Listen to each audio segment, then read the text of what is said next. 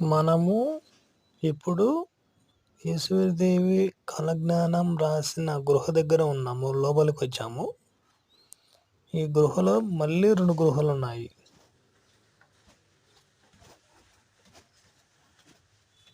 గుహ లోపలికి వెళ్ళే మార్గం ఇది. ఇక్కడ నుంచి లోపలికి ఈ విధంగా ఉంటుంది.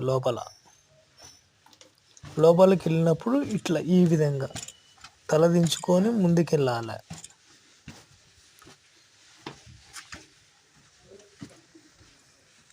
అమ్మవారు 14 సంవత్సరాలు తపస్సు చేసిన గృహ ఇది.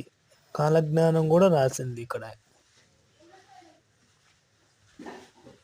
ఇలా లోపలికి వచ్చినప్పుడు ఈ విధంగా వస్తుంది. మనం